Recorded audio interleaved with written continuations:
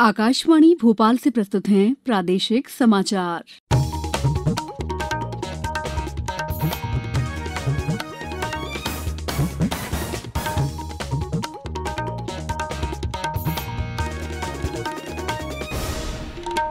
नमस्कार, समाचारों के साथ मैं दीपा सिंह।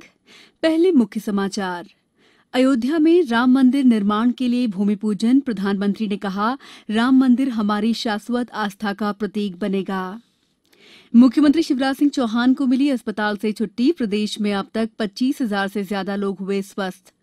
आत्मनिर्भर भारत योजना के तहत डेयरी, मांस प्रसंस्करण और पशु आहार संयंत्र स्थापित करने के लिए मिलेगा ऋण।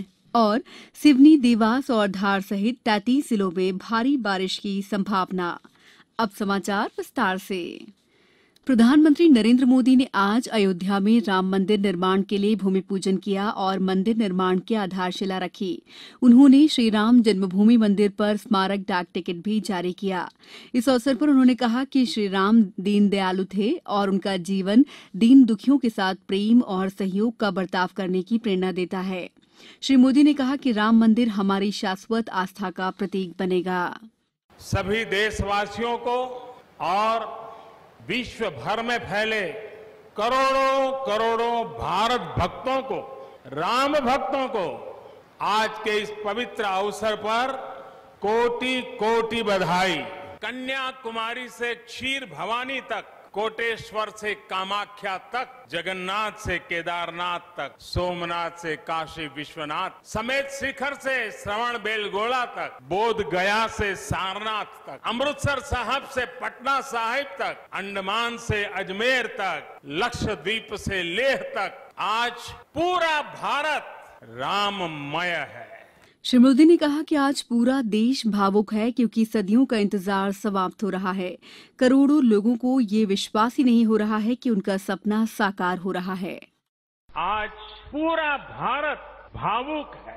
सदियों का इंतजार आज समाप्त हो रहा है। करोड़ों लोगों को आज ये विश्वास ही नहीं हो रहा होगा कि वो अपने जीते जी इस पावन दिन को देख पा रहे हैं। बरसों से टाट और टेंट के नीचे रहे हमारे रामलला के लिए अब एक भव्य मंदिर का निर्माण होगा। कार्यक्रम में देश की आध्यात्मिक परंपराओं से संबंधित साधु संतों सहित कई गणमान्य नागरिक उपस्थित थे। इससे पहले श्री मोदी ने श्री हनुमानगढ़ी मंदिर के दर्शन किए। भूमि पूजन समारोह का आकाशवाणी से सीधा प्रसारण किया गया। अयोध्या में राम मंदिर निर्माण के भूमि पूजन समारोह को देखते हुए प्रदेश में भी हर्ष व्याप्त है। मुख्यमंत्री शिवराज सिंह चौहान ने एक ट्वीट संदेश में कहा कि अयोध्या में वर्षों से प्रतीक्षित राम मंदिर का स्वप्न आज साकार हो रहा है। राम हमारे अस्तित्व, आराध्य और प्राण हैं। इस अवसर पर बुंदेलखंड की अयोध्या के नाम से विख्यात ओरछा सहित सीहोर, ग्वालियर, मुरैना, खरगोन, उमरिया, शिवपुरी, गुना, श्योपुर, दमोह, होशंगाबाद जिलों में कई धार्मिक कार्यक्रम आयोजित किए जा रहे हैं। वहीं मंदिरों में भी आकर्षक साज सज्जा की गई है। मुख्यमंत्री शिवराज सिंह चौहान को आज 11 दिन बाद अस्पताल से छुट्टी दे दी गई। वे कोरोना संक्रमण के कारण 25 जुलाई से भर्ती थे। अस्पताल द्वारा जारी मेडिकल रिपोर्ट में कहा गया है कि श्री चौहान ने बीते 10 दिन से बीमारी के लक्षण नहीं हैं और उनकी सेहत से जुड़ी सभी जांच सामान्य पाई गई हैं। डॉक्टरों ने श्री चौहान को 7 दिन घर में क्वारंटीन रहने की सलाह दी है। वहीं श्री चौहान ने एक ट्वीट में कहा है कि लोगों को कोरोना से डरने की नहीं बल्कि सावधान रहने की जरूरत है। प्रदेश में कोरोना के कुल संक्रमितों की संख्या बढ़कर 35,000 से अधिक हो गई है। वहीं इस महामारी से अब तक 25,000 से ज्यादा मरीज स्वस्थ हो चुके हैं। राजधानी भोपाल में 162 पॉजिटिव प्रकरण के साथ संक्रमितों की संख्या लगभग 7,000 से अधिक हो गई। जबलपुर जिले में भी 52 कोरोना पॉजिटिव मिले हैं, जबकि 95 लोग स्वस्थ हुए हैं। होशंगाबाद जिले में 4 नए कोरोना पॉजिटिव मिले हैं। इन्हें मिलाकर पॉजिटिव मरीजों की संख्या 268 हो गई है। वहीं 143 व्यक्ति स्वस्थ हुए हैं। कटनी जिले में 7 नए कोरोना संक्रमित पाए गए हैं। उज्जैन जिले में कोविड-19 के 8 नए मामले मिलने के बाद अब इनकी संख्या बढ़कर 1,224 हो गई, जबकि इनमें से 1,006 लोग स्वस्थ हो चुके हैं। सीहोर जिले में आज 6 नए कोरोना संक्रमित मिले हैं। आगर मालवा जिले में आज 2 और कोरोना पॉजिटिव मिलने के बाद संक्रमितों की संख्या 101 हो गई है। इनमें से 74 लोग स्वस्थ हो चुके हैं। शहडोल में आज एक पुलिस अधिकारी के संक्रमित पाए जाने के बाद जिले में कोरोना संक्रमितों की संख्या 88 हो गई। खंडवा में 3 और पॉजिटिव मिले हैं। समाचारों में वक्त है ब्रेक का। ये समाचार आप आकाशवाणी भोपाल से सुन रहे हैं। हमारे समाचारों को अब आप कभी भी और कहीं भी अपनी सुविधा के अनुसार सुन सकते हैं। ये समाचार बुलेटिन YouTube, ट्विटर और फेसबुक पर AIR न्यूज भोपाल पेज पर सुने जा सकते हैं। इसके अलावा आप हमारी वेबसाइट newsonair.com पर या AIR न्यूज ऐप पर भी समाचार सुन सकते हैं।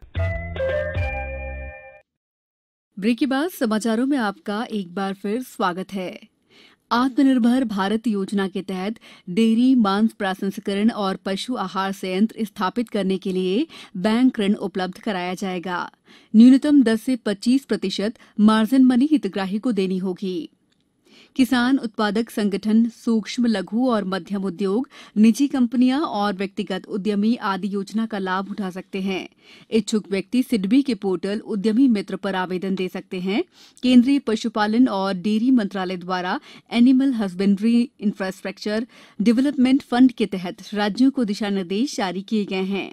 पशुपालन विभाग के अपर मुख्य सचिव JN कंसोटिया ने बताया कि इस योजना से घरेलू बाजार में गुणवत्तापूर्ण दूध और मांस उपलब्ध हो सकेगा।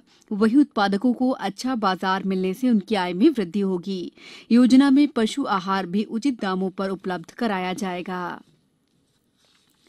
भारत को ज्ञान के क्षेत्र में अत्यंत शक्तिशाली बनाने के लिए शिक्षण, अनुसंधान और नवाचार की दिशा में प्रयास किए गए हैं। 74वें स्वतंत्रता दिवस समारोह के सिलसिले में आज प्रस्तुत है देश के शिक्षा क्षेत्र की उपलब्धियों पर एक खास रिपोर्ट।